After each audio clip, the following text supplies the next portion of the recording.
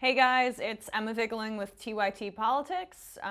Continuing the series, as I pointed out previously, we are doing the 2018 donor profiles. So Republicans are harder to come by because only 8 of the 33 seats up for re-election in 2018 are sitting Republican senators. You would think the odds are against Democrats, but people really don't like Donald Trump. So of course, when you're looking at donor profiles, Republicans tend to have the biggest corporate backers, more so than the Democratic Party still. So when you're looking industry by industry, pharma, Wall Street, etc., they almost always, except for maybe big tech, trend towards Republicans.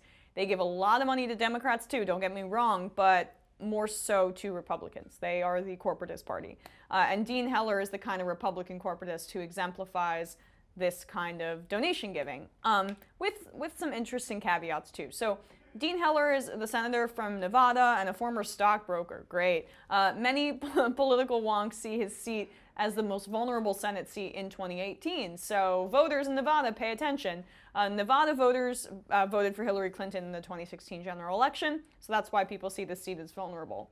Heller is not going to be voted in by the Democrats, and he is disliked by the Trump Republicans for his apparent corporatism and the fact he doesn't go along with everything Trump says. So do his donors back that up? Well, his top contributors are largely casinos, which makes sense because he is the senator from Nevada. Number one, MGM Resorts International, almost $180,000. Then Station Casinos, $131,000. Vote Sane PAC, $97,000, a largely Republican corporatist PAC that has contributed around 82% of its money to Republicans this cycle. It was founded by financial services executive Robert Zimmer, and they mostly back Republicans. Caesars Entertainment, number 4, with $93,300. And lastly, in the top 5, Wynn Resorts, $78,700. When we look at industry donors, it tells a similar story, except it does shed more of a light on the corporate backers, not just the fact that casinos give a lot to him in Nevada. Number 1, leadership PACs, $1.1 million. Number 2, casinos and gambling, $970,000. Retired, $968,000. Real estate, $926,000. And securities and investment at $917,000. So numbers 1, 2, and 3 seem pretty standard and not too bad. He is in Nevada, but real estate as an industry donor and investment firms don't bode well in this populist time, especially after those two industries crashed our economy. Remember that? Back in 2008? That was not pretty.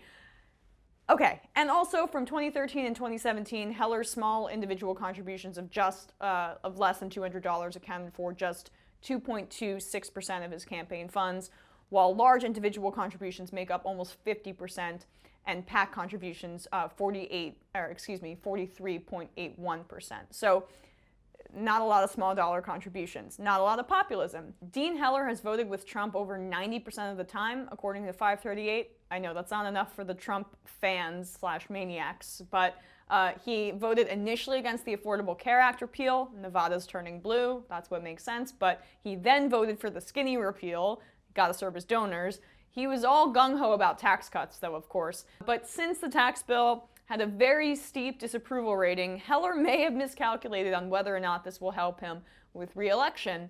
The voters are really engaged, but I guess he was following the Republican mantra, which is serve the donors first and then hope for the best come election cycle when these donors help you out with wheelbarrows of blood money so that you get onto people's airwaves and get a lot of TV ads, and then you just get all this name recognition and people vote you into office without knowing anything about your horrific policies. What a lovely democratic principle that is. The Founding Fathers would be super proud of you, Dean Heller.